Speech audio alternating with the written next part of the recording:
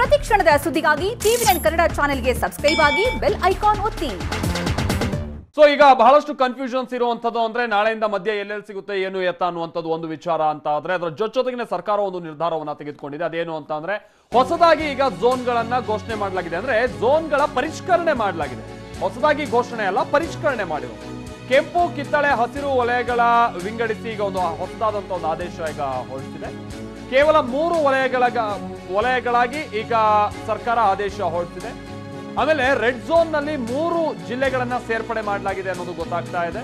Red zone ನಲ್ಲಿ ಬೆಂಗಳೂರು ನಗರ, ಬೆಂಗಳೂರು ಗ್ರಾಮಾಂತರ, Mysuru red ಝೋನ್ಗೆ ಸೇರ್ಪಡೆಯಾಗಿದೆ. ಆರೆಂಜ್ ಝೋನ್ ವ್ಯಾಪ್ತಿಯಲ್ಲಿ 13 ಜಿಲ್ಲೆಗಳನ್ನ ಸೇರಿಸಲಾಗಿದೆ ಅನ್ನೋದು ಗೊತ್ತಾಗ್ತಾ ಇದೆ. ಆರೆಂಜ್ ಝೋನ್ ವ್ಯಾಪ್ತಿಯಲ್ಲಿ 13 ಜಿಲ್ಲೆ. ಇನ್ನೊಂದು ವಿಚಾರ ಅಂತ ಅಂದ್ರೆ ಬೆಳಗಾವಿ, ಬಾಗಲಕೋಟೆ, ವಿಜಯಪುರ, ಕಲಬುರಗಿ ಈ ಜಿಲ್ಲೆಗಳಿದಾವಲ್ಲ, ಇದೆಲ್ಲವೂ ಕೂಡ ರೆಡ್ ಝೋನ್ ನ ವ್ಯಾಪ್ತಿಯಲ್ಲಿ ಇದ್ದಂತವು ಹೆಚ್ಚು ಕಮ್ಮಿ. ಮಂಡ್ಯ, ದಕ್ಷಿಣ ಕನ್ನಡ, ಬಳ್ಳಾರಿ, ಧಾರವಾಡ, ಬೀದರ್, ಸೊ ಇದೆಲ್ಲವೂ ಕೂಡ ಈಗ ರೆಡ್ ಝೋನ್ ವ್ಯಾಪ್ತಿಯಿಂದ ಹೊರತರಲಾಗಿದೆ. ಚಿಕ್ಕಬಳ್ಳಾಪುರ, ಉತ್ತರ ಕನ್ನಡ, ಗದಗ, ತುಮಕೂರು ಗ್ರೀನ್ ಝೋನ್ ವ್ಯಾಪ್ತಿಯಲ್ಲಿ ಮತ್ತು 9 ಜಿಲ್ಲೆಗಳನ್ನ ಸೇರ್ಪಡೆ ಮಾಡಲಾಗಿದೆ ಅನ್ನೋದು ಗೊತ್ತಾಗ್ತಾ ಇದೆ. ಯಾವ್ದು ಗ್ರೀನ್ ಝೋನ್ ವ್ಯಾಪ್ತಿಯಲ್ಲಿರುವಂತದ್ದು ಉಡುಪಿ, ಚಾಮರಾಜನಗರ, ಚಿತ್ರದುರ್ಗ, ದಾವಣಗೆರೆ ಗ್ರೀನ್ ಝೋನ್ ಅಂತ ಹೇಳಿದ್ದಾರೆ. ಬಟ್ ಆಗಲ್ಲ ಬಿಡಿ, ಯಾಕಂತಂದ್ರೆ ಈಗ ತಾನೇ 21 ಪ್ರಕರಣ ಒಂದೇ ದಿವಸ ಬೆಳಕಿಗೆ ಬಂದಿದೆ, 30 ದಾಟಿದೆ. ಹಾಸನ, ಚಿಕ್ಕಮಗಳೂರು, ಹಾವೇರಿ, ಕೊಡಗು, ಕೋಲಾರ ಈ ವಲಯಗಳನ್ನ ಗ್ರೀನ್ ಝೋನ್ ಅಂತೇಳಿ ಘೋಷಣೆ ಮಾಡಲಾಗಿದೆ.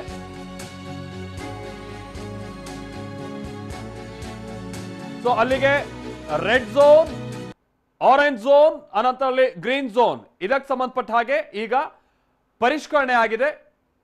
ಆಮೇಲೆ ಇನ್ನೊಂದು ವಿಚಾರ ಅಂತ ಅಂದ್ರೆ ರೆಡ್ ಝೋನ್ ನಲ್ಲಿ ಇದ್ದಂತ ಬಹಳಷ್ಟು ಡಿಸ್ಟ್ರಿಕ್ಟ್ ಗಳನ್ನ ಈಗ ತೆಗೆದು ಹಾಕಲಾಗಿದೆ. ಕೆಂಪು, ಕಿತ್ತಳೆ, ಹಸಿರು 3 ವಲಯವನ್ನಾಗಿ ಸದ್ಯ ಈಗ ವಿಂಗಡಣೆ ಮಾಡಲಾಗಿರುವಂತಹದ್ದು. ಈಗ ಕೇಂದ್ರ ಸರ್ಕಾರದ ಗೈಡ್ಲೈನ್ಸ್ ಪ್ರಕಾರವಾಗಿನೇ ರಾಜ್ಯ ಸರ್ಕಾರ ತೆಗೆದುಕೊಂಡಿರುವಂತಹ ಕ್ರಮ ಇದು. ಒಂದಷ್ಟು ಪರಿಷ್ಕರಣೆ ಆಗಿದೆ. ಸೊ ಯಾವ್ಯಾವ ಜಿಲ್ಲೆ ಯಾವ್ಯಾವ ವಲಯದಲ್ಲಿ ಬರುತ್ತೆ ಅನ್ನುವಂಥ ಡೀಟೇಲ್ಸ್ ಅನ್ನ ನಾವು ನಿಮ್ಗೆ ಈಗ ಕೊಡ್ತಾ ಹೋಗ್ತೀವಿ. ಯಾಕೆ ಅಂತ ಅಂದ್ರೆ ನಾಳೆ ಕೇಂದ್ರ ಸರ್ಕಾರ ಹೊಸದಾಗಿ ಈಗ ಲಾಕ್ಡೌನ್ 3.0 ಗೈಡ್ಲೈನ್ಸ್ ಇತ್ತಲ್ಲ, ನಾಳೆ ಜಾರಿಗೆ ಬರ್ತಾ ಇದೆ. ಅದೆಲ್ಲವೂ ಕೂಡ ಈ 3 ಆಧಾರದ ಮೇಲೆನೆ ಬರುವಂಥದ್ದು, ಅಥವಾ ಈ 3 ಜಿಲ್ಲೆಗಳ 3 ವಿಭಾಗಗಳನ್ನಾಗಿ ಅಥವಾ ಭಾಗಗಳನ್ನಾಗಿ ಮಾಡಲಾಗಿದೆಯಲ್ಲ ಅದರ ಆಧಾರದ ಮೇಲೆನೆ ಈ ಗೈಡ್ಲೈನ್ಸ್ಗಳನ್ನ ರೂಪಿಸಲ್ಪಡಬೇಕಾಗುತ್ತೆ. ರೆಡ್ ಝೋನ್ಗಳಲ್ಲಿ ಬೆಂಗಳೂರು ನಗರ, ಬೆಂಗಳೂರು ಗ್ರಾಮಾಂತರ, ಮೈಸೂರು ಬರುತ್ತೆ. ಬೆಂಗಳೂರು ನಗರದಲ್ಲಿ ನೀವು ಈಗ ಹೇಳಿ ಕೇಳಿ 130ಕ್ಕಿಂತ ಹೆಚ್ಚಿನ ಪ್ರಕರಣಗಳು ದಾಖಲಾಗಿದೆ. ಬೆಂಗಳೂರು ಗ್ರಾಮಾಂತರ ಅದರಲ್ಲಿ ಬೆಂಗಳೂರಿಗೆ ಹೊಂದ್ಕೊಂಡೇ ಇರುವಂತ ಪ್ರದೇಶ. ಅದಾದ ನಂತರದಲ್ಲಿ ಕೆಲವೊಂದಷ್ಟು ಪ್ರಕರಣಗಳು ಕೂಡ ಬೆಳಕಿಗೆ ಬಂದಿದೆ. ಆಮೇಲೆ ಜನ ಆಗಾಗ ಹೋಗಿ ಬಂದು ಮಾಡುವಂಥದ್ದು, ಟ್ರಾವೆಲ್ ಕೂಡ ಇರುವಂತಹ ಕಾರಣದಿಂದಾಗಿ ಬೆಂಗಳೂರು ರೂರಲ್ ಅನ್ನು ಕೂಡ ಸೇರಿಸಿಕೊಳ್ಳಲಾಗಿದೆ. ಇದು ನಿರೀಕ್ಷೆ ಇತ್ತು. ಇನ್ನು ಮೈಸೂರು ಈಗ ಆಲ್ರೆಡಿ ಜುಬಿಲಿಯಂಟ್ ಕತೆ ಹೇಗಾಗಿದೆ ಅನ್ನುವಂಥದ್ದು ನಿಮಗೆಲ್ಲ ಗೊತ್ತಿರುವಂತಹ ಕತೆ ವಿಚಾರನೆ. ಅತಿ ಹೆಚ್ಚಿನ ಪ್ರಕರಣಗಳು ಮೈಸೂರಿನಲ್ಲಿ ಕಂಡು ಬಂದಿರುವಂತಹ ಕಾರಣದಿಂದಾಗಿ ರೆಡ್ ಝೋನ್ ವ್ಯಾಪ್ತಿಯಲ್ಲಿ ಮೈಸೂರು ಕೂಡ ಇದೆ. ಬೆಂಗಳೂರು ಸಿಟಿ, ಬೆಂಗಳೂರು ರೂರಲ್, ಅದಾದ ನಂತರ ಮೈಸೂರು, ಇವು 3 ರೆಡ್ ಝೋನ್ ಬರುತ್ತೆ. ಅದನ್ನ ಹೊರತುಪಡಿಸಿ ಗಮನಿಸಬೇಕಾದಂತ ಅಂಶ ಅಂತಂದ್ರೆ ಕಲಬುರಗಿ, ವಿಜಯಪುರ, ಬಾಗಲಕೋಟೆ ಇದೆಲ್ಲವನ್ನು ಕೂಡ ರೆಡ್ ಝೋನ್ ನಲ್ಲಿ ಇತ್ತು. ಹೆಚ್ಚು ಕಮ್ಮಿ 8 ಡಿಸ್ಟ್ರಿಕ್ಟ್ಗಳಿತ್ತು. ಅದನ್ನೆಲ್ಲವನ್ನು ಕೂಡ ಈಗ ತೆಗೆಯಲಾಗಿದೆ. ಆಮೇಲೆ ದಾವಣಗೆರೆ ಹೇಳಿ ಕೇಳಿ ಸುಮಾರು 21ಕ್ಕಿಂತ ಹೆಚ್ಚು ಪ್ರಕರಣಗಳು ಇವತ್ತು ಒಂದೇ ದಿವಸ ಬೆಳಕಿಗೆ ಬಂದಿದೆ. ಆದ್ರೂ ಕೂಡ ದಾವಣಗೆರೆ ರೆಡ್ ಝೋನ್ ನಲ್ಲಿ ಇಲ್ಲ. ಮತ್ತೆ ಪರಿಷ್ಕರಣೆ ಆದ್ರೂ ಕೂಡ ಆಶ್ಚರ್ಯ ಇಲ್ಲ. ಇನ್ನು ಆರೆಂಜ್ ಝೋನ್ ವ್ಯಾಪ್ತಿಯಲ್ಲಿ 13 ಜಿಲ್ಲೆಗಳನ್ನ ಸೇರ್ಪಡೆ ಮಾಡಲಾಗಿದೆ ಅನ್ನುವಂಥದ್ದು ಈಗ ಗೊತ್ತಾಗ್ತಾ ಇದೆ ಪಟ್ಟಿಯನ್ನು ನೋಡಿದಂತ ಸಂದರ್ಭದಲ್ಲಿ. ಈ ಆರೆಂಜ್ ಝೋನ್ ನ ವ್ಯಾಪ್ತಿಗೆ ನಾವು ಗಮನಿಸೋದಾದ್ರೆ ಒಂದಷ್ಟು ಹೆಚ್ಚಿನ ರಿಲೀಫ್ಗಳು ಆರೆಂಜ್ ಝೋನ್ ನಲ್ಲಿ ಸಿಗುತ್ತೆ. ಈ ತರ ಡಿಸ್ಟ್ರಿಕ್ಟ್ಗಳಿಗೆ ಕಂಪೇರ್ ಮಾಡೋದ್ರೆ ರೆಡ್ ಝೋನ್ ನ ಡಿಸ್ಟ್ರಿಕ್ಟ್ಗಳಿಗೆ ಕಂಪೇರ್ ಮಾಡಿದಂತ ಸಂದರ್ಭದಲ್ಲಿ ಅಲ್ಲೂ ಕೂಡ ಕೇಂದ್ರ ಸರ್ಕಾರ ಹೊರಡಿಸಿರುವಂತಹ ಹೊಸ ಗೈಡ್ಲೈನ್ಸ್ ಮುಖೇನವಾಗಿ ನೋಡೋದಾದ್ರೆ ಆರೆಂಜ್ ಝೋನ್ಗೆ ಒಂದಷ್ಟು ವಿನಾಯಿತಿಗಳು ಇದೆ. ಹೀಗಾಗಿ ಈ ಆರೆಂಜ್ ಝೋನ್ ನಲ್ಲಿರುವಂತಹ ಜಿಲ್ಲೆಗಳು ಕೂಡ ಅತಿ ಮುಖ್ಯ ಆಗುತ್ತೆ. ಯಾವ್ಯಾವ ಜಿಲ್ಲೆಗಳು ಏನು ಎತ್ತ ಅನ್ನುವಂಥದ್ದು ಆ ಡೀಟೇಲ್ಸ್ ಅನ್ನ ನಾವು ನಿಮ್ಗೆ ಕೊಡ್ತಾ ಹೋಗ್ತೀವಿ. ನೋಡ್ತಾ ಹೋಗೋಣ. ಬೆಳಗಾವಿ, ಬಾಗಲಕೋಟೆ, ವಿಜಯಪುರ, ಕಲಬುರಗಿ ಇವೆಲ್ಲವೂ ಕೂಡ ಬಹುತೇಕ ರೆಡ್ ಝೋನ್ ವ್ಯಾಪ್ತಿಯಲ್ಲಿ ಇದ್ದಂತ ಡಿಸ್ಟ್ರಿಕ್ಟ್ಗಳಾಗಿತ್ತು. ಯಾಕಂತಂದ್ರೆ ಈ ಡಿಸ್ಟ್ರಿಕ್ಟ್ಗಳಲ್ಲಿ 25-30ಕ್ಕಿಂತ ಹೆಚ್ಚಿನ ಪ್ರಕರಣಗಳು ದಾಖಲಾಗಿದೆ. ಆದ್ರೆ ಈಗ ಸ್ವಲ್ಪ ರಿಕವರಿ ರೇಟ್ ಚೆನ್ನಾಗಿದೆ. ಆ ಕಾರಣಕ್ಕಾಗಿ ಬಹುಶಃ ಆರೆಂಜ್ ಝೋನ್ಗೆ ಸೇರಿಸಿರಬಹುದು. ಮಂಡ್ಯ, ದಕ್ಷಿಣ ಕನ್ನಡ, ಬಳ್ಳಾರಿ, ಧಾರವಾಡ, ಬೀದರ್ ಇವುಗಳು ಕೂಡ ಆರೆಂಜ್ ಝೋನ್ ನ ವ್ಯಾಪ್ತಿಗೆ ಬರುವಂತ ಡಿಸ್ಟ್ರಿಕ್ಟ್ಗಳಾಗಿದೆ. ಆಮೇಲೆ ಈ ಡಿಸ್ಟ್ರಿಕ್ಟ್ಗಳಲ್ಲಿ ಸ್ವಲ್ಪ ಇರೋದ್ರಲ್ಲಿ ಮಂಡ್ಯದಲ್ಲಿ ಮೊನ್ನೆನೆ ಈ ಮುಂಬೈಯಿಂದ ಒಂದು ಶವ ಸಂಸ್ಕಾರ ಮಾಡುವಂತ ನಿಟ್ಟಿನಲ್ಲಿ ಬಂದಂತವರಿಗೆ ಸಮಸ್ಯೆ ಆಗಿದೆ ಅನ್ನೋದು ಬಿಟ್ರೆ ಉಳಿದಂತ ಕಡೆ ಬಹಳ ಏನು ವ್ಯಾಪಿಸ್ತಾ ಇಲ್ಲ. ದಕ್ಷಿಣ ಕನ್ನಡದಲ್ಲೂ ಅಷ್ಟೇ ಫಸ್ಟ್ ನ್ಯೂರೋ ಹಾಸ್ಪಿಟಲ್ಗೆ ಸಂಬಂಧಪಟ್ಟಂತೆ ಉಳಿದಂತ ಕಡೆ ಕಂಟ್ರೋಲ್ ಇದೆ. ಬಳ್ಳಾರಿ, ಧಾರವಾಡ ಇಲ್ಲೆಲ್ಲ ಒಂದೊಂದು ಪ್ರಕರಣಗಳು ಪತ್ತೆ ಆಗ್ತಾ ಇವೆ. ಆದರೂ ಅದನ್ನ ಈಗ ಆರೆಂಜ್ ಝೋನ್ಗೆ ಸೇರಿಸಲಾಗಿದೆ. ಯಾಕಂದ್ರೆ ಕೇಂದ್ರ ಸರ್ಕಾರದ ಗೈಡ್ಲೈನ್ಸ್ ಮುಖೇನವಾಗಿ ಸರ್ಕಾರ ತೆಗೆದುಕೊಂಡಿರುವಂತಹ ನಿರ್ಧಾರ ಇದು. ರಾಜ್ಯ ಸರ್ಕಾರ ಚಿಕ್ಕಬಳ್ಳಾಪುರ, ಉತ್ತರ ಕನ್ನಡ, ಗದಗ, ತುಮಕೂರು ಕೂಡ ಆರೆಂಜ್ ಝೋನ್ನ ವ್ಯಾಪ್ತಿಗೆ ಒಳಪಡುತ್ತೆ. ಸೊ ಇಲ್ಲಿ ಕೇಂದ್ರ ಸರ್ಕಾರ ಕೊಟ್ಟಿರುವಂತಹ ಹಲವಾರು ವಿನಾಯಿತಿಗಳು ಈ ಆರೆಂಜ್ ಝೋನ್ಗೆ ಒಳಪಡುತ್ತವೆ. ಸೊ ನಾಳೆಯಿಂದ ಜನ ಅದನ್ನ ಫಾಲೋ ಮಾಡಬಹುದಾಗಿರುತ್ತೆ ಕೂಡ, ಅವರಿಗೊಂದಷ್ಟು ವಿನಾಯಿತಿ ಸಿಗುತ್ತೆ. ಗ್ರೀನ್ ಝೋನ್ ವ್ಯಾಪ್ತಿಯಲ್ಲಿ 9 ಜಿಲ್ಲೆಗಳನ್ನ ಸೇರ್ಪಡೆ ಮಾಡಲಾಗಿದೆ. ಇದು ಸರ್ಕಾರ ಪರಿಷ್ಕರಣೆ ಮಾಡಿರುವಂತಹ ಸಂದರ್ಭದಲ್ಲಿ ಗ್ರೀನ್ ಝೋನ್ ವ್ಯಾಪ್ತಿಯಲ್ಲಿ 9 ಜಿಲ್ಲೆಗಳು ಸೇರಲ್ಪಟ್ಟಿವೆ. ಬಹುತೇಕ ವಿನಾಯಿತಿಗಳು ನಾಳೆ ಸಿಗುತ್ತೆ. ಅಂತರ್ ಜಿಲ್ಲಾ ಓಡಾಟಕ್ಕೆ ಅವಕಾಶ ಇರೋದಿಲ್ಲ. ಜಿಲ್ಲೆಯ ಒಳಗೆ ಓಡಾಟಕ್ಕೆ ಹೆಚ್ಚಿನ ವಿನಾಯಿತಿಯನ್ನ ಇನ್ನು ಗ್ರೀನ್ ಝೋನ್ನ ವ್ಯಾಪ್ತಿಯಲ್ಲಿರುವಂತಹ ಜನ ಪಡೆದುಕೊಳ್ಬಹುದಾಗಿರುತ್ತೆ. ಹಾಗಾದ್ರೆ ಯಾವೆಲ್ಲ ಜಿಲ್ಲೆಗಳು ಗ್ರೀನ್ ಝೋನ್ ವ್ಯಾಪ್ತಿಯಲ್ಲಿ ಬರುತ್ತವೆ ಅಂತ ನೋಡ್ತಾ ಹೋಗೋದಾದ್ರೆ ಉಡುಪಿ, ಚಾಮರಾಜನಗರ, ಚಿತ್ರದುರ್ಗ, ಬಟ್ ದಾವಣಗೆರೆಯನ್ನ ಸೇರಿಸಲಾಗಿದೆ. ಗೊತ್ತಿಲ್ಲ ಮತ್ತೆ ಇದನ್ನ ಗ್ರೀನ್ ಝೋನ್ ವ್ಯಾಪ್ತಿಯಿಂದ ತೆಗಿಬೇಕಾದಂತ ಅನಿವಾರ್ಯತೆ ಬರಬಹುದು. ಯಾಕಂದ್ರೆ ಕೇಂದ್ರ ಸರ್ಕಾರ ಮೊನ್ನೆನೇ ಹೇಳಿತ್ತು ಗ್ರೀನ್ ಝೋನ್ ವ್ಯಾಪ್ತಿಗೆ ನಾವು ದಾವಣಗೆರೆಯನ್ನ ತರ್ತೀವಿ ಅಂತ. ಅದಾದ ನಂತರದಲ್ಲಿ ಒಂದಾದ್ಮೇಲೆ ಒಂದು ಪ್ರಕರಣ, ಇವತ್ತು ಹೆಚ್ಚು ಕಡಿಮೆ 30 ದಾಟಿದೆ ಪ್ರಕರಣಗಳು. ಈ ಕಾರಣಕ್ಕಾಗಿ ದಾವಣಗೆರೆಯನ್ನ ಗ್ರೀನ್ ಝೋನ್ ವ್ಯಾಪ್ತಿ ಅಂತ ಕನ್ಸಿಡರ್ ಮಾಡೋದಕ್ಕೆ ಬರೋದಿಲ್ಲ. ಹಾಸನ, ಚಿಕ್ಕಮಗಳೂರು, ಹಾವೇರಿ, ಕೊಡಗು, ಕೋಲಾರ, ಇಲ್ಲಿ ಕೊಡಗಿನಲ್ಲಿ ಒಂದು ಪ್ರಕರಣ ಪತ್ತೆಯಾಗಿತ್ತು. ಬಟ್ ಅದು ಪತ್ತೆಯಾದಂತಹ ಪ್ರಕರಣ ಅಂದ್ರೆ ಆ ವ್ಯಕ್ತಿ ಈಗ ಗುಣಮುಖ ಆಗಿರುವಂತಹ ಕಾರಣದಿಂದಾಗಿ ಯಾವುದೇ ತೆರನಾದಂತ ಸಮಸ್ಯೆ ಇಲ್ಲ. ಈ ಕಾರಣಕ್ಕಾಗಿ ಕೊಡಗನ್ನು ಕೂಡ ಸೇರಿಸಲಾಗಿದೆ. ಎಲ್ಲ ಜಿಲ್ಲೆಗಳು ಸದ್ಯ ಗ್ರೀನ್ ಝೋನ್ ವ್ಯಾಪ್ತಿಯಲ್ಲಿ ಬರುತ್ತೆ. ಜನಕ್ಕೆ ಓಡಾಡೋಕೆ ಬಹಳ ಅವಕಾಶಗಳಿರುತ್ತೆ. ಇತರ ಚಟುವಟಿಕೆಗಳಿಗೂ ಕೂಡ ಬಹಳ ಅವಕಾಶ ಈ ಗ್ರೀನ್ ಝೋನ್ ವ್ಯಾಪ್ತಿಯಲ್ಲಿ ಸಿಗುತ್ತೆ. ಇನ್ನು ಮತ್ತೊಂದು ವಿಚಾರ ಅಂತಂದ್ರೆ ನಾಳೆಯಿಂದ ನಾನು ಮೊದಲೇ ಹೇಳಿದಾಗೆ ಲಾಕ್ಡೌನ್ 3.0 ಜಾರಿಗೆ ಬರ್ತಾ ಇದೆ. ಜನರಿಗೆ ಒಂದಷ್ಟು ರಿಲೀಫ್ ಕೂಡ ಸಿಗುತ್ತೆ. ಈ ಖುಷಿಯಲ್ಲಿರುವಂತಹ ಸಂದರ್ಭದಲ್ಲಿ ಒಂದು ಆಘಾತಕಾರಿ ಸಂಗತಿ ಅಂತ ಅಂದ್ರೆ ಇವತ್ತು ದಾವಣಗೆರೆಯಲ್ಲಿ ಕೊರೋನಾ ಬಾಂಬೆ ಸ್ಫೋಟ ಆಗಿದೆ. ಯಾಕಂದ್ರೆ ಒಂದೇ ದಿನ ಇವತ್ತು 21 ಪ್ರಕರಣಗಳು ಪತ್ತೆಯಾಗಿದೆ. ಈಗ ಆಲ್ರೆಡಿ ಸುಮಾರು 10 ಪ್ರಕರಣಗಳು ದಾವಣಗೆರೆಯಲ್ಲಿತ್ತು. ಅದರಲ್ಲಿ 8 ಆಕ್ಟಿವ್ ಕೇಸಸ್ಗಳಿತ್ತು. ಅದನ್ನು ಹೊರತುಪಡಿಸಿದ್ರೆ ಸುಮಾರು 21 ಕೇಸ್ಗಳು ಇವತ್ತು ಪತ್ತೆಯಾಗಿರುವಂತಹ ಕಾರಣದಿಂದಾಗಿ ದಾವಣಗೆರೆಯಲ್ಲೇ ಈಗ ಹೆಚ್ಚು ಕಡಿಮೆ 29 ಆಕ್ಟಿವ್ ಕೇಸಸ್ಗಳನ್ನೇ ನಾವು ಗಮನಿಸಬಹುದಾಗಿದೆ. 30 ಪ್ರಕರಣಗಳು ಹೆಚ್ಚು ಕಮ್ಮಿ ಆಕ್ಟಿವ್ ಕೇಸಸ್ಗಳನ್ನೇ ನಾವು ನೋಡಬಹುದಾಗಿದೆ. ಆಮೇಲೆ ಒಬ್ಬನಿಂದಲೇ 21 ಜನರಿಗೂ ಕೂಡ ಈ ಮಹಾಮಾರಿ ಒಕ್ಕರಿಸಿರೋದು ಅನ್ನೋದು ಕೂಡ ಗೊತ್ತಾಗ್ತಾ ಇದೆ. ಸೋಂಕಿತ 556 ಪೇಷಂಟ್ ನಂಬರ್ 556ರಿಂದ ಉಳಿದಂತ ಈಗ 21 ಮಂದಿಗೂ ಕೂಡ ಇವತ್ತು ಪತ್ತೆಯಾದಂತ 21 ಮಂದಿಗೂ ಕೂಡ ಸೋಂಕು ತಗುಲಿದೆ ಅನ್ನೋದು ಗೊತ್ತಾಗ್ತಾ ಇದೆ. ಇದಕ್ಕಿಂತ ಇನ್ನೊಂದು ಆತಂಕಕಾರಿ ಸಂಗತಿ ಇದೆ. ಅದರ ನಂತರದ ಹಂತದಲ್ಲಿ ನಾವು ಹೇಳ್ತಾ ಹೋಗ್ತೀವಿ. ಮೇ 1ರಂದು 94 ಜನರ ರಕ್ತದ ಮಾದರಿಯನ್ನ ಮತ್ತೆ ಗಂಟಲು ದ್ರವದ ಮಾದರಿಯನ್ನ ಪರೀಕ್ಷೆಗೆ ಅಂತ ಒಳಪಡಿಸಲಾಗಿತ್ತು. ನೆನ್ಪಿಡ್ಕೊಳ್ಳಿ, ಮೇ 1ನೇ ತಾರೀಕಿನಂದು 94 ಜನರದ್ದು ರಕ್ತದ ಮಾದರಿ. ಮೇ 2ನೇ ತಾರೀಕಿನಂದು ಮತ್ತುಳಿದಂತ 72 ಜನರ ಗಂಟಲು ದ್ರವ ಮತ್ತೆ ರಕ್ತದ ಮಾದರಿಯನ್ನ ಮತ್ತೆ ಇಲ್ಲಿ ಟೆಸ್ಟಿಂಗಿಗೆ ಒಳಪಡಿಸಲಾಯಿತು ಮೇ 2ನೇ ತಾರೀಕು.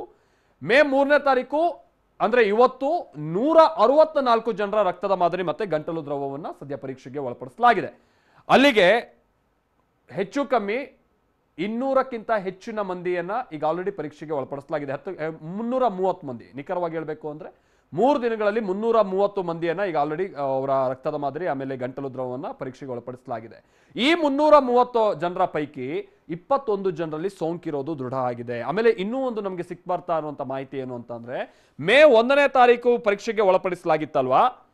ಸೊ ಆ ದಿನದ ಅಂದ್ರೆ ಹೆಚ್ಚು ಕಡಿಮೆ 76 ಮಂದಿ ಇದ್ರು. ಆ 76 ಮಂದಿಯಲ್ಲೇ ಈಗ ಕಂಡು ಬಂದಿರೋರು 21 ಮಂದಿ ಅನ್ನುವಂಥದ್ದು ಕೂಡ ಸಿಗ್ತಾ ಇರುವಂತ ಮಾಹಿತಿ ಇದೆ. ಇನ್ನಷ್ಟು ಖಚಿತತೆ ಬೇಕಾಗಿದೆ. ಹಾಗೇನಾದ್ರೂ ಆದ್ರೆ ಉಳಿದಂತವರಲ್ಲಿ ಇನ್ನೂ ಹೆಚ್ಚಿನ ಸೋಂಕು ಕಂಡು ಬಂದ್ರು ಕೂಡ ಆಶ್ಚರ್ಯ ಇಲ್ಲ. ಈ ಮುಖೇನವಾಗಿ ದಾವಣಗೆರೆಯಲ್ಲಿ ಸದ್ಯ 31ಕ್ಕೆ ಈಗ ಒಟ್ಟು ಪ್ರಕರಣಗಳು ಏರಿಕೆಯಾಗಿದೆ. ಅದರಲ್ಲಿ 29 ಆಕ್ಟಿವ್ ಕೇಸಸ್ಗಳಿದೆ 31ರ ಪೈಕಿ. ಇದಕ್ಕೆ ಸಂಬಂಧಪಟ್ಟಂತೆ ದಾವಣಗೆರೆಯ ಜಿಲ್ಲಾಧಿಕಾರಿಗಳು ಮಹಾಂತೇಶ್ ಬೀಳಗಿ ಅವರು ಡೀಟೇಲ್ಸ್ ಅನ್ನ ಕೊಟ್ಟಿದ್ದಾರೆ. ಪಾಪ ಬಹಳ ಕ್ರಮಗಳನ್ನ ತೆಗೆದುಕೊಳ್ತಾ ಇದ್ರು. ಅದನ್ನ ಮೀರಿಯೂ ಕೂಡ ಈ ರೀತಿಯಾಗಿ ಪ್ರಕರಣಗಳು ಪತ್ತೆ ಆಗ್ತಾ ಇರುವಂತದ್ದು ಸಹಜವಾಗಿ ಈಗ ಜಿಲ್ಲಾಡಳಿತಕ್ಕೆ ದೊಡ್ಡ ತಲೆನೋವು ತರಿಸಿರುವಂತಹ ಸಂಗತಿ ಆಗಿದೆ. ಆಮೇಲೆ ಇನ್ನೊಂದು ವಿಚಾರ ಅಂತಾನೆ ನಾನು ಮೊದಲೇ ಹೇಳಿದಾಗೆ ನಾಳೆಯಿಂದ ಲಾಕ್ಡೌನ್ 3.0 ಜಾರಿಗೆ ಬರ್ತಾ ಇದೆ. ಲಾಕ್ಡೌನ್ 3.0 ಅಂತ ಅಂದ್ರೆ ನಾವಿಲ್ಲಿ ಸಹಜವಾಗಿ ಬಹಳಷ್ಟು ರಿಲೀಫ್ ಗಳನ್ನ ನಿರೀಕ್ಷೆ ಮಾಡಬಹುದಾಗಿದೆ. ಇನ್ನೊಂದಷ್ಟು ಕಡೆ ಒಂದಷ್ಟು ಕಟ್ಟುನಿಟ್ಟಿನ ಕ್ರಮಗಳನ್ನ ಯಥಾವತ್ತಾಗಿ ಮುಂದುವರಿಸೋದರ ಜೊತೆಗೆ ಅಡಿಷನಲ್ ಆಗಿಯೂ ಕೂಡ ಒಂದಷ್ಟು ನಿಯಮಗಳನ್ನ ಆಡ್ ಮಾಡಲಾಗಿದೆ. ಹಾಗಾದ್ರೆ ನಾಳೆಯಿಂದ ಜಾರಿಗೆ ಬರ್ತಾ ಇರುವಂತಹ ಲಾಕ್ಡೌನ್ 3.0 ಮುಖೇನವಾಗಿ ನಾವು ನೋಡೋದಾದ್ರೆ ಏನೇನು ವ್ಯವಸ್ಥೆಗಳಿರುತ್ತೆ, ಏನೇನು ವ್ಯವಸ್ಥೆಗಳು ಇರೋದಿಲ್ಲ, ಯಾವೆಲ್ಲ ಸೌಲಭ್ಯಗಳು ಇರುತ್ತೆ, ಏನೆಲ್ಲ ಸೌಲಭ್ಯಗಳು ಇರೋದಿಲ್ಲ, ಜನ ಏನ್ ಮಾಡಬೇಕು ಏನು ಮಾಡಬಾರ್ದು, ಇದಕ್ಕೆ ಸಂಬಂಧಪಟ್ಟಂತ ಒಂದು ರಿಪೋರ್ಟ್ ಅನ್ನ ನಾವು ಮೊದಲಿಗೆ ನೋಡ್ಕೊಂಬೋಣ ಬನ್ನಿ.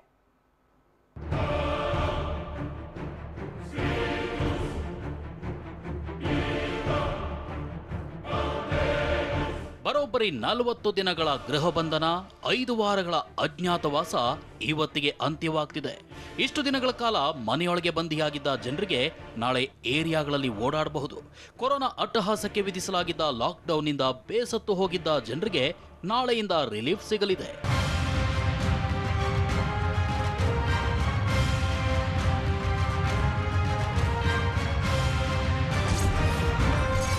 ಇಷ್ಟು ದಿನ ಲಾಕ್ಡೌನ್ ಬದುಕು, ನಾಳೆಯಿಂದ ಹೊಸ ಬದುಕು.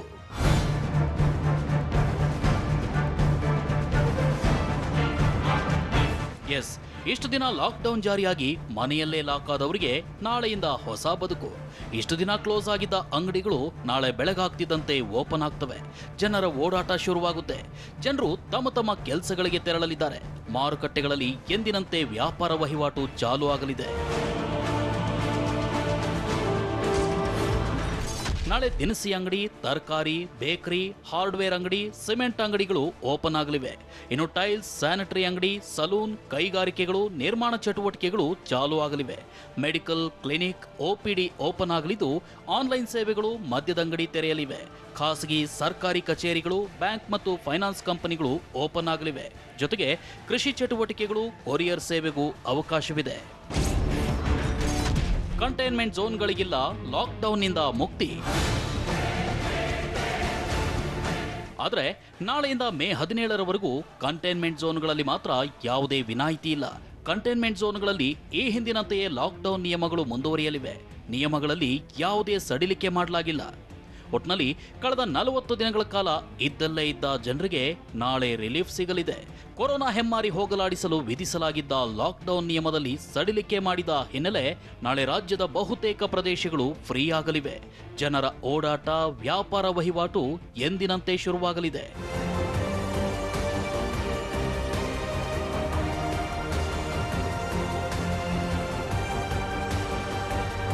Bureau report, TV9. ಇನ್ನು ಈ ಲಾಕ್ಡೌನ್ 3.0 ಮುಖ್ಯವಾಗಿ ನಾವು ಗಮನಿಸೋದಾದ್ರೆ ಕೇಂದ್ರ ಸರ್ಕಾರ ಕೊಟ್ಟಿರುವಂತಹ ಬಹಳಷ್ಟು ರಿಲೀಫ್ಗಳಲ್ಲಿ ಮತ್ತೊಂದು ಪ್ರಮುಖವಾದಂತಹ ರಿಲೀಫ್ ಅಂತ ಅಂದ್ರೆ ಅದು ನಾಳೆಯಿಂದ ಮದ್ಯಪ್ರಿಯರಿಗೆ ಗುಡ್ ನ್ಯೂಸ್. ಯಾಕಂತಂದ್ರೆ ನಾಳೆಯಿಂದ ಮದ್ಯ ಮಾರಾಟಕ್ಕೆ ಅವಕಾಶ ಇದೆ. ಬಟ್ CL2 ಜೊತೆಗೆ CL11 ಲೈಸೆನ್ಸ್ ಹೋಲ್ಡರ್ಸ್ಗೆ ಮಾತ್ರ ಅವಕಾಶ ಇರುವಂಥದ್ದು. ಅಂದ್ರೆ ಇದರಲ್ಲಿ MSIL ಎಲ್ಲ ಬರುತ್ತವೆ. MSIL, MRP ಔಟ್ಲೆಟ್ಸ್ ಆಗಿರ್ಬೋದು ಅಥವಾ ಈ ತರ ವೈನ್ ಶಾಪ್ಸ್ ಅಲ್ಲೂ ಕೂಡ ಮದ್ಯ ಮಾರಾಟ ಮಾಡೋದಕ್ಕೆ ನಾಳೆಯಿಂದ ಅವಕಾಶ ಇದೆ. ಆದ್ರೆ ರೆಸ್ಟೋರೆಂಟ್ಗಳಲ್ಲಾಗಿರ್ಬೋದು ಅಥವಾ ಅಲ್ಲೇ ಕುಳಿತು ಕುಡಿಯುವಂತ ವ್ಯವಸ್ಥೆ ಇರುವಂತ ಯಾವ ಬಾರ್ಗಳಲ್ಲೂ ಕೂಡ, ರೆಸ್ಟೋರೆಂಟ್ಗಳಲ್ಲೂ ಕೂಡ ಮದ್ಯದ ಸಪ್ಲೈ ಇರೋದಿಲ್ಲ. ಅಷ್ಟೇ ಅಲ್ಲ, ಬಹುಶಃ ಮಾಲ್ಗಳು ಜೊತೆಗೆ ಈ ತರ ಸೂಪರ್ ಮಾರ್ಕೆಟ್ಸ್ಗಳಿಗೆ ಸಂಬಂಧಪಟ್ಟಂತೆ ಅಲ್ಲೆಲ್ಲ ವೈನ್ ಶಾಪ್ಸ್ ಅನ್ನ ನೀವು ಗಮನಿಸಿರ್ತೀರಲ್ವಾ. ಸೊ ಅಂತ ವೈನ್ ಶಾಪ್ಸ್ ಕೂಡ ಯಾವುದೇ ತೆರಣ ಅಂತ ಅವಕಾಶ ಇಲ್ಲ. ಆಮೇಲೆ ಬಹಳಷ್ಟು ರಿಸ್ಟ್ರಿಕ್ಷನ್ಸ್ ಇದೆ, ಬಹಳಷ್ಟು ರೂಲ್ಸ್ ಗಳನ್ನ ಹಾಕಲಾಗಿದೆ. ಅದೇನು ಅಂತ ಅಂದ್ರೆ ಅದ್ರಲ್ಲಿ ಪ್ರಮುಖವಾಗಿ ನಾವು ಗಮನಿಸಬೇಕಾದಂಥದ್ದು ಅಂದ್ರೆ ಅಂತರ ಕಾಯ್ದುಕೊಳ್ಳುವಂಥದ್ದು. ನೀವು ಬಳ್ಳಾರಿ, ರಾಯಚೂರು, ಮಂಗಳೂರು ಎಲ್ಲ ಭಾಗದಲ್ಲೂ ಗಮನಿಸ್ತಾ ಇರುವ ಹಾಗೆ ಈಗ ಆಲ್ರೆಡಿ ಬಾಕ್ಸ್ ಗಳನ್ನ ಹಾಕಲಾಗಿದೆ, ರಿಂಗ್ ಗಳನ್ನ ಬಿಡಿಸಲಾಗಿದೆ.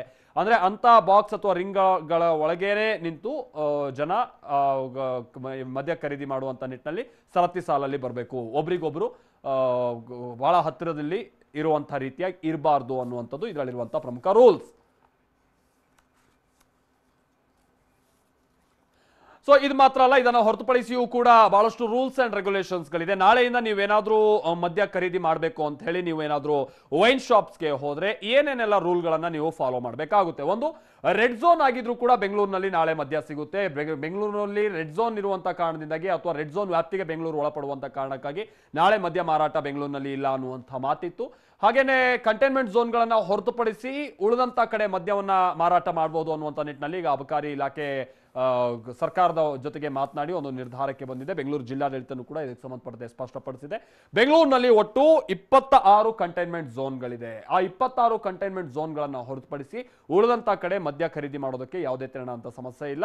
ಮದ್ಯದ ಅಂಗಡಿಗಳನ್ನ ಓಪನ್ ಮಾಡೋದಕ್ಕೂ ಕೂಡ ಯಾವುದೇ ತೆರಣ ಅಂತ ಸಮಸ್ಯೆ ಇಲ್ಲ. ನಾನು ಮೊದಲೇ ಹೇಳ್ದಂಗೆ ಕಂಟೈನ್ಮೆಂಟ್ ಝೋನ್ಗಳನ್ನ ಹೊರತುಪಡಿಸಿ ಅಥವಾ ಕಂಟೈನ್ಮೆಂಟ್ ಏರಿಯಾಗಳನ್ನ ಹೊರತುಪಡಿಸಿ ಉಳಿದೆಲ್ಲ ಕಡೆ ಮದ್ಯ ಮಾರಾಟ ಇರುತ್ತೆ. ಕಂಟೈನ್ಮೆಂಟ್ ಝೋನ್ ಅಂತ ಅಂದ್ರೆ ಈಗ ಆಲ್ರೆಡಿ ಬೆಂಗಳೂರಿನಲ್ಲಿ 26 ಅನ್ನುವಂತ ನೀವು ಲೆಕ್ಕ ಆಗ್ತಾ ಹೋದ್ರೆ ಹೊಂಗಸಂದ್ರ, ಪಾದರಾಯನಪುರ, ಬಾಪೂಜಿ ನಗರ, ಅದಾದ ನಂತರದಲ್ಲಿ ದೀಪಾಂಜಲಿ ನಗರ, ಹೀಗೆ ಕಂಟೈನ್ಮೆಂಟ್ ಝೋನ್ಗಳು ಬಹಳಷ್ಟಿದೆ. ಅಥವಾ ಸೀಲ್ ಡೌನ್ ಅಥವಾ ಕಂಟೈನ್ಮೆಂಟ್ ಏರಿಯಾಗಳನ್ನು ನಾವೇನೀಗ ಪರಿಗಣಿಸಿದ್ವಿ ಅಂತ ಕಡೆ ಯಾವುದೇ ತೆರನಾಗಿಯೂ ಕೂಡ ನಾಳೆ ವೈನ್ ಶಾಪ್ಗಳು ತೆರೆಯುವಂತಿಲ್ಲ. ಜನ ಕೂಡ ಅಲ್ಲಿ ಹೋಗಿ ಕಾಯುವಂತ ಯಾವುದೇ ತೆರನಂತ ಅನಿವಾರ್ಯತೆಯೂ ಇಲ್ಲ ಅಥವಾ ಯಾವುದೇ ಅವಶ್ಯಕತೆಯೂ ಇಲ್ಲ. ಆಮೇಲೆ ಇನ್ನೊಂದು ವಿಚಾರ ಅಂತ ಅಂದ್ರೆ ರೆಡ್ ಝೋನ್ ಹಾಗೆ ಕಂಟೈನ್ಮೆಂಟ್ ಝೋನ್ ನಲ್ಲಿ ಇರುವಂತಹ ಮಂದಿಗೆ ಹೊರಗಡೆ ಬರೋದಕ್ಕೂ ಕೂಡ ನಿಮ್ಗೆಲ್ಲ ಗೊತ್ತಿರೋ ಹಾಗೆ ಈಗ ಆಲ್ರೆಡಿ ಬಹಳ ರಿಸ್ಟ್ರಿಕ್ಷನ್ಸ್ ಇದೆ. ಅದನ್ನ ಮೀರಿ ನಾಳೆ ಏನಾದರೂ ವೈನ್ ಶಾಪ್ ಇರುವಂತಹ ಕಡೆ ನೀವೇನಾದ್ರು ಹೋಗೋದಕ್ಕೆ ಪ್ರಯತ್ನ ಮಾಡಿದ್ರೆ ದೊಡ್ಡ ಸಮಸ್ಯೆಗೆ ಸಿಕ್ಕಾಕೊಳ್ಬೇಕಾಗುತ್ತೆ. ಈ ಕಾರಣಕ್ಕಾಗಿ ಕಂಟೈನ್ಮೆಂಟ್ ಹಾಗೆ ಅಥವಾ ಸೀಲ್ ಡೌನ್ ಏರಿಯಾದ ಜನರು ಮನೆಯಲ್ಲೇ ಇರುವಂತದ್ದು ಬಹಳ ಸೂಕ್ತ.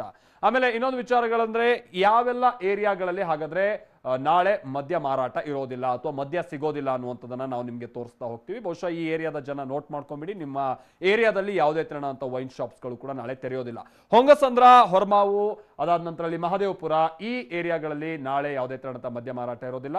ಇದರ ಜೊತೆಗೆ ಹಗದೂರು, ಪುಲಿಕೇಶಿ ನಗರ, ಅದಾದ ನಂತರದಲ್ಲಿ ವಸಂತ ನಗರ ಈ ಏರಿಯಾದಗಳಲ್ಲೂ ಕೂಡ ನಾಳೆ ಯಾವುದೇ ತೆರನಾದಂಥ ಮದ್ಯ ಮಾರಾಟ ಇರೋದಿಲ್ಲ. ಹೊಸಹಳ್ಳಿ, ಬಾಪೂಜಿ ನಗರ, ನನ್ನ ಮೊದಲೇ ಹೇಳಿದಂಗೆ ದೀಪಾಂಜಲಿ ನಗರ ಅಂದ್ರೆ ಈ ಮೈಸೂರು ರೋಡ್ನ ಭಾಗದಲ್ಲಿ ಬರುವಂತ ಏರಿಯಾಗಳು ಇವೆಲ್ಲ. ಸೊ ಇಲ್ಲೂ ಕೂಡ ಯಾವುದೇ ತೆರನಾದಂಥ ಮದ್ಯ ಮಾರಾಟ ಇರೋದಿಲ್ಲ. ಬೈರ್ಸಂದ್ರ, ಗುರಪ್ಪನಪಾಳ್ಯ, ಆಮೇಲೆ ಶಾಕಂಬರಿ ನಗರಕ್ಕೆ ಸಂಬಂಧಪಟ್ಟಂತೆ ಇಲ್ಲೂ ಕೂಡ ಪ್ರಕರಣಗಳು ಈಗ ಆಲ್ರೆಡಿ ಪತ್ತೆ ಆಗಿರುವಂತಹ ಕಾರಣದಿಂದಾಗಿ ಕಂಟೈನ್ಮೆಂಟ್ ಝೋನ್ ಅಂತ ಹೇಳಿ ಘೋಷಣೆ ಆಗಿದೆ. ಹೀಗಾಗಿ ಮದ್ಯ ಮಾರಾಟ ಇರೋದಿಲ್ಲ. ಪಾದರಾಯನಪುರ, ಜಗಜೀವನ್ ರಾಮನಗರ, ಚಲವಾದಿಪಾಳ್ಯ ಇಲ್ಲೂ ಕೂಡ ಮದ್ಯ ಮಾರಾಟಕ್ಕೆ ಯಾವುದೇ ತೆರನಾದಂಥ ಅವಕಾಶ ಇರೋದಿಲ್ಲ. ಯಾಕಂದ್ರೆ ಈ ಏರಿಯಾಗಳು ಕೂಡ ಕಂಟೈನ್ಮೆಂಟ್ ಏರಿಯಾಗಳ ವ್ಯಾಪ್ತಿಗೆ ಬರುತ್ತೆ. ಸೊ ಇಂಥ ಏರಿಯಾಗಳಲ್ಲಿ ನಾಳೆ ಯಾವುದೇ ತೆರನಾದಂಥ ಮದ್ಯ ಮಾರಾಟ ಇರೋದಿಲ್ಲ. ಆಮೇಲೆ KR ಮಾರ್ಕೆಟ್ ನಲ್ಲಿ ಬಹಳಷ್ಟು ವೈನ್ ಶಾಪ್ಸ್ ಇರುತ್ತವೆ ಸಹಜವಾಗಿ. ಯಾಕಂದ್ರೆ ಪಾಪ ಕಾರ್ಮಿಕರೆಲ್ಲ ಬಹಳ ಕೆಲಸ ಮಾಡ್ತಾ ಇರ್ತಾರೆ, ಕೂಲಿ ಕಾರ್ಮಿಕರೆಲ್ಲ ಅವರೆಲ್ಲ ಬೆಳಬೆಳಗ್ಗೆನೆ ಹೋಗಿ ಅಲ್ಲಿ ಮದ್ಯ ಸೇವಿಸೋದನ್ನು ಕೂಡ ಬಹಳ ಸಂದರ್ಭದಲ್ಲಿ ನೋಡ್ತಾ ಇರ್ತೀವಿ. ಬಟ್ KR ಮಾರ್ಕೆಟ್ ಆಗಿರ್ಬೋದು, ಯಶವಂತಪುರ ಆಗಿರ್ಬೋದು, ಮತ್ತೆ RR ನಗರ, ಪ್ರಮುಖವಾಗಿ ರಾಜರಾಜೇಶ್ವರಿ ನಗರ, ಅಲ್ಲೂ ಕೂಡ ಯಾವುದೇ ತೆರನಾಗಿ ಮದ್ಯ ಮಾರಾಟಕ್ಕೆ ಅವಕಾಶ ಇಲ್ಲ. ಕರೇಸಂದ್ರ, ಹಂಪಿ ನಗರ, JP ನಗರ, ಸುಧಾಮ್ ನಗರ ಇಲ್ಲೂ ಕೂಡ ಮದ್ಯ ಮಾರಾಟಕ್ಕೆ ಯಾವುದೇ ತೆರನಾದಂಥ ಅವಕಾಶ ಇಲ್ಲ. JP ನಗರದಲ್ಲೂ ಕೂಡ JP ನಗರ, RR ನಗರ ಇಲ್ಲ ಯಾವುದೇ ತೆರನಾದಂಥ ಮದ್ಯ ಮಾರಾಟಕ್ಕೆ ನಾಳೆ ಅವಕಾಶ ಇಲ್ಲ. ಇದನ್ನ ನೀವೆಲ್ಲ ನೋಟ್ ಮಾಡ್ಕೊಂಬಿಡಿ. ಸೊ ಇಂಥ ಏರಿಯಾದಲ್ಲಿ ನೀವೇನಾದ್ರೂ ವಾಸಿಸ್ತಾ ಇದ್ಗೂ ನೀವೇನಾದ್ರೂ ನಾಳೆ ಮದ್ಯ ಖರೀದಿ ಮಾಡಬೇಕು ಅನ್ನುವಂಥ ನಿಟ್ಟಿನಲ್ಲಿ ನೀವೇನಾದ್ರು ಪ್ರಯತ್ನ ಮಾಡಿದ್ರೆ ಯಾವುದೇ ತೆರನಾಗಿಯೂ ಕೂಡ ನಿಮಗೆ ಮದ್ಯ ನಾಳೆ ಲಭ್ಯತೆ ಇರೋದಿಲ್ಲ. ಆಮೇಲೆ ಇದರ ಜೊತೆಗೆ ನಾನು ಮೊದಲೇ ಹೇಳಿದಾಗೆ ಬಹಳಷ್ಟು ರೂಲ್ಸ್ ಅಂಡ್ ರೆಗ್ಯುಲೇಷನ್ಸ್ಗಳು ಕೂಡ ಇದೆ. ಯಾವುದೆಲ್ಲ ರೂಲ್ಸ್ಗಳನ್ನ ಹಾಗಾದ್ರೆ ಹಾಕಲಾಗಿದೆ ಅನ್ನುವಂಥದ್ದನ್ನ ನಾವು ನೋಡ್ತಾ ಹೋಗೋಣ. ಇಂಥ ನಿಯಮಗಳನ್ನ ಕಟ್ಟುನಿಟ್ಟಾಗಿ ಬಾರ್ಗಳಿಗೆ ಸಂಬಂಧಪಟ್ಟಂತ ಮಾಲೀಕರು ಫಾಲೋ ಮಾಡಬೇಕಾಗುತ್ತೆ, ಗ್ರಾಹಕರು ಫಾಲೋ ಮಾಡಬೇಕಾಗುತ್ತೆ. ನಾಳೆಯಿಂದ ನಾನು ಮೊದಲೇ ಹೇಳಿದಾಗೆ ನಾಳೆಯಿಂದ ರಾಜ್ಯಾದ್ಯಂತ ಎಣ್ಣೆ ಸಿಗುತ್ತೆ. ಬಹುತೇಕ ಆಯಾ ಜಿಲ್ಲೆಗಳಿಗೂ ಅಷ್ಟೇ ಕಂಟೈನ್ಮೆಂಟ್ ಏರಿಯಾಗಳನ್ನ ಹೊರತುಪಡಿಸಿ ಉಳಿದಂತ ಕಡೆ ಮದ್ಯ ಸಿಗುತ್ತೆ. ಕಂಟೈನ್ಮೆಂಟ್ ಬಿಟ್ಟು ಎಲ್ಲಾ ಏರಿಯಾಗಳಲ್ಲೂ ಕೂಡ ಮದ್ಯ ಲಭ್ಯ ಇದೆ. ಆದ್ರೆ ಕಂಟೈನ್ಮೆಂಟ್ ನ ಜನನು ಬೇರೆ ಏರಿಯಾಕ್ಕೆ ಹೋಗುವಂತ ಪ್ರಯತ್ನಗಳನ್ನ ಮಾಡೋಕೆ ಹೋಗಬೇಡಿ. ಆದ್ರೆ ಬಹಳಷ್ಟು ಕಂಡೀಷನ್ಸ್ ಅಪ್ಲೈ ಇದೆ. ನಾನು ಮೊದಲೇ ಹೇಳಿದಾಗೆ ಏನೆಲ್ಲ ಕಂಡೀಷನ್ಸ್ಗಳಿದೆ ಅನ್ನುವಂಥದ್ದನ್ನ ನಾವು ನಿಮಗೆ ಹೇಳ್ತಾ ಹೋಗೋದಾದ್ರೆ, ಪ್ರಮುಖವಾಗಿ ಒಬ್ಬರಿಗೆ 3 ಬಾಟಲ್ಗಳನ್ನ ಮಾತ್ರ ಮಾರಾಟ ಮಾಡೋದಕ್ಕೆ ಈಗ ಅವಕಾಶ ಇದೆ. ಅಂದ್ರೆ ಓರ್ವ ವ್ಯಕ್ತಿ, ಅಂದ್ರೆ ಇಲ್ಲಿ ಅಬಕಾರಿ ಇಲಾಖೆನೂ ಅಷ್ಟೇ ಬೇರೆ ಬೇರೆ ಸಂದರ್ಭದಲ್ಲಿ ಬಿಯರ್ ಹಾಗೆ ಉಳಿದಂತ ಮದ್ಯವನ್ನ ಸಪರೇಟ್ ಆಗಿ ವಿಂಗಡಣೆ ಮಾಡುತ್ತೆ. ಬಿಯರ್ಗೆ ಸಂಬಂಧಪಟ್ಟ ಹಾಗೆ ನಮಗೆ ಬಾರ್ನ ಮಾಲೀಕರಿಗೆ ಈಗ ಆಲ್ರೆಡಿ ಅಬಕಾರಿ ಇಲಾಖೆ ಕೊಟ್ಟಿರುವಂತ ಮಾಹಿತಿ ಅಂತೆ 1 ಕೇಸನ್ನ ಕೊಡೋದಕ್ಕೆ ಅವಕಾಶ ಇದೆ. ತಪ್ಪಿದ್ರೆ 2 ಕೇಸ್ ತನಕನೂ ಕೂಡ ಕೊಡ್ಬೋದು ಅನ್ನುವಂಥ ಸೂಚನೆ ಇದೆಯಂತೆ. ಬಟ್ 2 ಕೇಸಿನ ಮೇಲೆ ಕೊಡೋದಕ್ಕೆ ಸಾಧ್ಯ ಇಲ್ಲ. ಅದಾದ ನಂತರದಲ್ಲಿ ಉಳಿದಂತೆ 2.3 ಲೀಟರ್ ಅಷ್ಟು ಮದ್ಯವನ್ನ ಖರೀದಿ ಮಾಡೋದಕ್ಕೆ ಅವಕಾಶ ಇದೆ. ಇನ್ನು ಶಾಪ್ ಮಾಲೀಕರೊಂದಿಗೆ 3 ಜನ ಸಿಬ್ಬಂದಿ ಇರೋದಕ್ಕೆ ಅವಕಾಶ ಇದೆ. ಬಾರ್ನ ಒಳಗೆ ಬೇಕಾಬಿಟ್ಟಿಯಾಗಿ ಸಿಬ್ಬಂದಿ ಜನ ಜಾಸ್ತಿ ಬರ್ತಾರಂತ ಒಳಗಡೆ ಇರುವಂತಹ ಸಿಬ್ಬಂದಿಯನ್ನು ಕೂಡ ಹೆಚ್ಚೆಚ್ಚಿಗೆ ಸೇರಿಸ್ಕೊಳ್ಳೋದಕ್ಕಾಗೋದಿಲ್ಲ. ಆಮೇಲೆ ಅದರ ಜೊತೆಗೆ 2 ಭದ್ರತಾ ಸಿಬ್ಬಂದಿಯನ್ನ ಕೂಡ ನಿಯೋಜಿಸಬೇಕಾಗಿರುತ್ತೆ. ಆಮೇಲೆ ಮಳಿಗೆಯ ಮುಂದೆ 5 ಮಂದಿ ಗ್ರಾಹಕರು ಮಾತ್ರ ನಿಲ್ಬೇಕು ಅನ್ನುವಂತ ಒಂದು ರೂಲ್ಸ್ ಇದೆ. ಆ 5 ಮಂದಿಯನ್ನು ಹೊರತುಪಡಿಸಿ ಉಳಿದಂತವನ್ನೆಲ್ಲಾನು ಮುಂದ್ಗಡೆ ಇರುವಂತಹ ರಸ್ತೆಯಲ್ಲಿ ಈಗ ಆಲ್ರೆಡಿ ಏನು ಬಾಕ್ಸ್ ಗಳನ್ನ ಮಾಡಲಾಗಿದೆ ಅಥವಾ ರಿಂಗ್ ಗಳನ್ನ ಏನ್ ಮಾಡಲಾಗಿರುತ್ತೆ ಅಂತ ಕಡೆ ಅವ್ರು ಇರಬೇಕಾಗುತ್ತೆ. ಶಾಪ್ ನಲ್ಲೇ ಯಾವುದೇ ತೆರನಾಗಿಯೂ ಕೂಡ ಮದ್ಯ ಸೇವಿಸುವಂತಿಲ್ಲ. ಅಲ್ಲಿಂದ ನೀವು ಸೀದಾ ಪಾರ್ಸೆಲ್ ತೆಗೆದುಕೊಂಡು ಹೋಗಬೇಕು. ಬೇರೆ ಟೈಮ್ನಲ್ಲಿ ಕೌಂಟರ್ ಪೆಗ್ಗೋ ಈ ತರದ ಮಾಡೋ ರೀತಿಯಾಗಿ ನಾಳೆ ಎಲ್ಲ ಮಾಡೋದಕ್ಕಾಗೋಲ್ಲ. ಮಾಡಿದ್ರೆ ನಿಮ್ಮನ್ನ ಪೊಲೀಸರು ಕೂಡ ಬಂದ್ಬಿಟ್ಟು ಕ್ರಮ ತೆಗೆದುಕೊಳ್ಬೇಕಾಗುತ್ತೆ. 6 ಅಡಿ ಸಾಮಾಜಿಕ ಅಂತರವನ್ನ ಅಥವಾ ಫಿಸಿಕಲ್ ಡಿಸ್ಟೆನ್ಸಿಂಗ್ ಅನ್ನುವಂಥದ್ದನ್ನ ಪಡ್ಕೊಳ್ಳೇಬೇಕು ಅನ್ನುವಂಥ ನಿಟ್ಟಿನಲ್ಲಿ ಸೂಚನೆ ಇದೆ. ಅದಾದ ನಂತರದಲ್ಲಿ ಮದ್ಯ ಮಾರುವಂತ ಸಿಬ್ಬಂದಿ ಇದಾರಲ್ಲ, ಇವರು ಕೂಡ ತಮ್ಮ ಆರೋಗ್ಯದ ದೃಷ್ಟಿಯಿಂದ ಆಮೇಲೆ ಇತರರ ಆರೋಗ್ಯ ದೃಷ್ಟಿಯಿಂದ ಕೂಡ ಸ್ಯಾನಿಟೈಸರ್ ಗಳನ್ನ ಬಳಸ್ತಾ ಇರಬೇಕು ಆಗಾಗ. ಅದಾದ ನಂತರದಲ್ಲಿ ಮಾಸ್ಕ್ ಗಳನ್ನ ಕೂಡ ಧರಿಸಬೇಕು. ಇದು ಮದ್ಯ ಮಾರಾಟ ಮಾಡುವಂತ ಸಿಬ್ಬಂದಿಗೆ ಅನ್ವಯ ಆಗುತ್ತೆ. ಅದಾದ ನಂತರದಲ್ಲಿ ಮದ್ಯ ತೆಗೆದುಕೊಂಡು ಹೋಗುವಂತ ಗ್ರಾಹಕರು ಕೂಡ ಸ್ಯಾನಿಟೈಸರ್ ಗಳನ್ನ ಹೊಂದಿರಬೇಕು, ಮಾಸ್ಕ್ ಗಳನ್ನ ಧರಿಸಿರ್ಬೇಕು ಅನ್ನುವಂತ ರೂಲ್ಸ್ ಇದೆ. ಆಮೇಲೆ ರೆಡ್ ಝೋನ್ ನಲ್ಲಿ ಕೆಲ ನಿರ್ಬಂಧವನ್ನ ಈಗ ಆಲ್ರೆಡಿ ಸರ್ಕಾರ ವಿಧಿಸಿದೆ ಅನ್ನೋದು ಗೊತ್ತಾಗ್ತಾ ಇದೆ. ಈಗ ನೆನಪಿರ್ಲಿ, ರೆಡ್ ಝೋನ್ ನಲ್ಲಿ ಮಾರಾಟ ಮಾಡಬಹುದು, ಬಟ್ ಕಂಟೈನ್ಮೆಂಟ್ ಝೋನ್ಗಳಲ್ಲಿ ಮಾರಾಟ ಮಾಡೋ ಹಾಗಿಲ್ಲ. ರೆಡ್ ಝೋನ್ ನಲ್ಲಿ ಸಿಂಗಲ್ ಶಾಪ್ ನಲ್ಲಿ ಮದ್ಯ ಮಾರಾಟ ಮಾಡಬೇಕು ಅನ್ನುವಂಥ ಸೂಚನೆ ಇದೆ.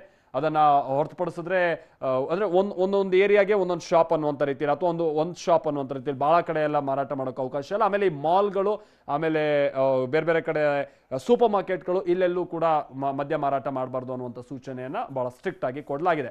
ಆಮೇಲೆ ಇದನ್ನ ಹೊರತುಪಡಿಸಿ ಈ ಕಾರ್ಮಿಕರ ವಿಚಾರಕ್ಕೆ ಸಂಬಂಧಪಟ್ಟಂತೆ ಸರ್ಕಾರ ತೆಗೆದುಕೊಳ್ತಾ ಇರುವಂತಹ ಬಹಳ ಗೊಂದಲದ ನಿರ್ಧಾರಗಳನ್ನ ನೀವು ಗಮನಿಸ್ತಾ ಇದ್ದೀರಿ. ಯಾಕಂತಂದ್ರೆ ಮೊನ್ನೆ ಬಹಳ ದುಪ್ಪಟ್ಟು ಹಣವನ್ನ ವಿಧಿಸ್ತಾ ಇದ್ರು, ನಿನ್ನೆ ಇಲ್ಲ ಟಿಕೆಟ್ ದರ ಅನ್ನುವಂಥ ನಿರ್ಧಾರಕ್ಕೆ ಬಂತು ಸರ್ಕಾರ.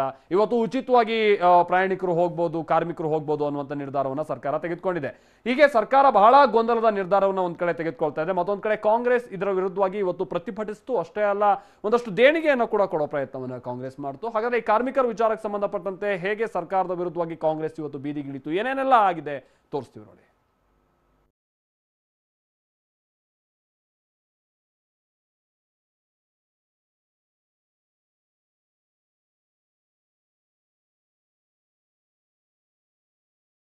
ತಿಂತ ವಸೂಲಿ ಅಲ್ಲ, ಭಯಂಕರ ಸುಲಿಗೆ. ಸಂಕಷ್ಟ ಕಾಲದಲ್ಲಿ ಕಣ್ಣೀರಿನಲ್ಲಿ ಕೈ ತೊಳೆಯುತ್ತಿರೋ ಕಾರ್ಮಿಕರನ್ನ ಊರು ತಲುಪಿಸೋ ವಿಚಾರದಲ್ಲಿ ಸರ್ಕಾರ ಅವರ ಜೇಬಿಗೆ ಕೈ ಹಾಕಿತ್ತು. ದುಪ್ಪಟ್ಟು ದರದ ಹೆಸರಿನಲ್ಲಿ ಒಪ್ಪತ್ತಿನ ಊಟಕ್ಕೆ ಕಾಯ್ದಿಟ್ಟಿದ್ದ ಕಾಸನ್ನೇ ಕಿತ್ಕೊಂಡು ಬೀದಿಗೆ ತಳ್ಳೋಕೆ ಸರ್ಕಾರ ಮುಂದಾಗಿತ್ತು. ಯಾವಾಗ ಈ ವಿಚಾರ TV9ನಲ್ಲಿ ಪ್ರಸಾರವಾಯಿತೋ ಅಲ್ಲಿಗೆ ಸರ್ಕಾರ ಹಾದಿಗೆ ಬಂದಿದೆ. ಸೋಂಕು ಭೀತಿ ಮಧ್ಯೆಯೂ ನಿಲ್ದಾಣದಲ್ಲಿ ನಡುಗುತ್ತಾ ಕಾಯ್ತಾ ಇದ್ದ ಶ್ರಮಿಕರಿಗೆ ಗುಡ್ ನ್ಯೂಸ್ ಕೊಟ್ಟಿದೆ.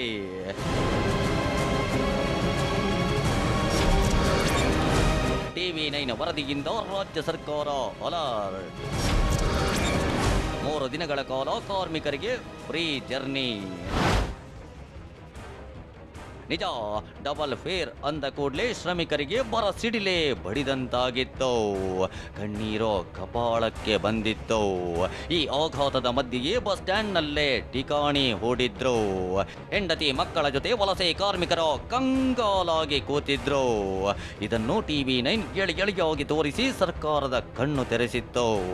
ಇದರಿಂದ ಮತ್ತಷ್ಟು ಅಲರ್ಟ್ ಆದ ಸರ್ಕಾರ ನಿನ್ನೆಗೆ ಒನ್ ಸೈಡ್ ಚಾರ್ಜ್ ಪಡೆಯಲು ನಿರ್ಧರಿಸಿತು. ಇದಾದ ನಂತರ ಕಾರ್ಮಿಕ ಇಲಾಖೆಯಿಂದ ದುಡ್ಡು ಕೂಡಿಸೋಕೆ ಮುಂದಾಯಿತು. ಆದ್ರೆ ಇವತ್ತು ಬೆಳಗಾಗ್ತಾ ಇದ್ದಂತೆ ಕಂಪ್ಲೀಟ್ ಸೀನೆ ಚೇಂಜ್ ಆಗಿದೆ. ಕಣ್ಣೀರಿನಲ್ಲಿ ಕೈ ತೊಳೆಯುತ್ತಿದ್ದ ಕಾರ್ಮಿಕರಿಗೆ ಸರ್ಕಾರ ಸಿಹಿ ಸುದ್ದಿ ಕೊಟ್ಟಿದೆ. ಇಂದಿನಿಂದ 3 ದಿನಗಳ ಕಾಲ ಕಾರ್ಮಿಕರಿಗೆ ಉಚಿತ ಪ್ರಯಾಣಕ್ಕೆ ಸಿಎಂ ಆದೇಶ ಮಾಡಿದ್ರು. ರಾಜ್ಯದ ಯಾವ ಮೂಲೆಗೆ ಬೇಕಾದರೂ ಪ್ರಯಾಣ ಮಾಡಬಹುದು ಅಂತ ಅಭಯ ನೀಡಿದ್ರು.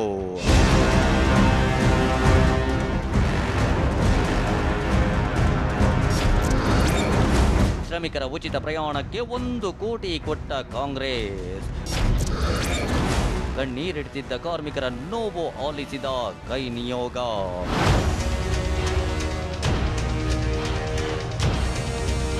ಕಾರ್ಮಿಕರ ಪ್ರಯಾಣದ ವೆಚ್ಚವಾಗಿ 1 ಕೋಟಿ ರೂಪಾಯಿ ಹಣವನ್ನ ಕಾಂಗ್ರೆಸ್ KSRTCಗೆ ದೇಣಿಗೆಯಾಗಿ ನೀಡಿತು. ಇದರ ಬೆನ್ನಲ್ಲೇ ಸಿಎಂ BSY ಫ್ರೀ ಪ್ರಯಾಣಕ್ಕೆ ಆದೇಶ ಮಾಡಿದ್ರು. ಇದಾದ ಕೆಲವೇ ನಿಮಿಷಗಳಲ್ಲಿ ಕಾಂಗ್ರೆಸ್ ಪಡೆ ಕಾರ್ಮಿಕರಿದ್ದ ಜಾಗಕ್ಕೆ ಎಂಟ್ರಿ ಕೊಡ್ತು. ವಿಪಕ್ಷ ನಾಯಕ ಸಿದ್ದರಾಮಯ್ಯ, ಕೆಪಿಸಿಸಿ ಅಧ್ಯಕ್ಷ DK ಶಿವಕುಮಾರ್ ಸೇರಿದಂತೆ ಕೈ ನಾಯಕರ ದಂಡೆ ಬಂದು ಕಾರ್ಮಿಕರ ಜೊತೆ ನಿಂತರು. ಕಾರ್ಮಿಕರ ಬಳಿ ಕುಳಿತು ಅವರ ಸಮಸ್ಯೆ ಆಲಿಸಿದ್ರು. ನಂತರ ಬಸ್ ಹತ್ತಿ ಕಾರ್ಮಿಕರನ್ನ ಮಾತನಾಡಿಸಿ ಧೈರ್ಯ ತುಂಬಿದ್ರು. ಅಲ್ಲದೆ ನಾವು 1 ಕೋಟಿ ರೂಪಾಯಿ ಕೊಟ್ಟ ಮೇಲೆಯೇ ಸರ್ಕಾರ ನಿಮಗೆ ಉಚಿತ ಪ್ರಯಾಣ ಘೋಷಣೆ ಮಾಡಿದ್ದು. ಈ ಸರ್ಕಾರಕ್ಕೆ ಕಣ್ಣು ಕಾಣಲ್ಲ, ಕಿವಿಯೋ ಕೇಳಲ್ಲ ಅಂತ ವಾಗ್ದಾಳಿ ನಡೆಸಿದ್ರು. ಅವ್ರಿಗೆ ಕಣ್ಣು ಇಲ್ಲ, ಕಿವಿನೂ ಇಲ್ಲ. ಸರ್ಕಾರಕ್ಕೆ ಕಣ್ಣು ಇಲ್ಲ, ಕಿವಿನೂ ಇಲ್ಲ. ಯಾರು ಒಬ್ರು ಕೂಡ ಬಂದು ಕಷ್ಟ ಸುಖ ನೋಡೋರಿಲ್ಲ. ಶಾಸಕರುಗಳು ಇಲ್ಲ, ಯಾರು ಇಲ್ಲ. ಯಾರು ಬೇರೆ ಬೇರೆ ಊರುಗಳಿಗೆ ಹೋಗ್ತಾರೆ ಅವರ ಚಾರ್ಜನ್ನು ನಾವೇ ಕೊಡೋಣ ಅಂತೇಳಿ ನಿನ್ನೆ ತೀರ್ಮಾನ ಮಾಡಿ ನಾವು 1 ಕೋಟಿ ರೂಪಾಯಿನ KSRTCಗೆ ಕೊಟ್ಟು, ಆಮೇಲೆ ಸರ್ಕಾರ ಜ್ಞಾನೋದಯ ಆಯಿತು. ಅವರಿಗೆ ಇನ್ನು ವಿರೋಧ ಪಕ್ಷದವರು ದುಡ್ಡು ಕೊಡಲಿಕ್ಕೆ ಕೊಟ್ಬಿಟ್ಟಿದ್ದಾರೆ, ನಾವೇ ಫ್ರೀಯಾಗಿ ಕೊಡೋಣ ಅಂತೇಳಿ ಆಮೇಲೆ ನಮ್ಮ ಒತ್ತಾಯದ ಮೇರೆಗೆ ನಾನು, ನಮ್ಮ ಅಧ್ಯಕ್ಷರು, ನಮ್ಮ ಮುಖಂಡರುಗಳೆಲ್ಲ ಒತ್ತಾಯ ಮಾಡಿದ ಮೇಲೆ ಈಗ ಫ್ರೀಯಾಗಿ ಮಾಡಿದ್ದಾರೆ.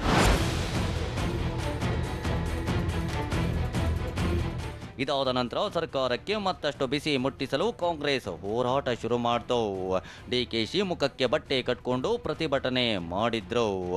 ಈ ವೇಳೆ ಮಹಿಳಾ ಘಟಕದ ಸದಸ್ಯರು ಸಿಎಂ ಗೃಹ ಕಚೇರಿಗೆ ಮುತ್ತಿಗೆ ಹಾಕಲು ಹೊರಟಿದ್ರು. ಶಿವಾನಂದ ಸರ್ಕಲ್ ಬಳಿ ಪೊಲೀಸರು ಪ್ರತಿಭಟನಾಕಾರರನ್ನ ತಡೆದರು.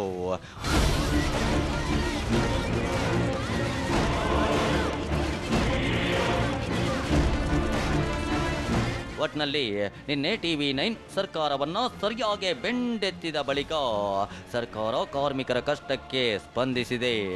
ಇಂದಿನಿಂದ 3 ದಿನ ಉಚಿತ ಪ್ರಯಾಣ ನೀಡಲು ಮುಂದಾಗಿದೆ. ಇದು ಕಷ್ಟದಲ್ಲಿ ಕಂಗೆಟ್ಟಿದ್ದ ಶ್ರಮಿಕರಿಗೆ ಸಮಾಧಾನ ತಂದಿದ್ದಂತೂ ಸುಳ್ಳಲ್ಲ.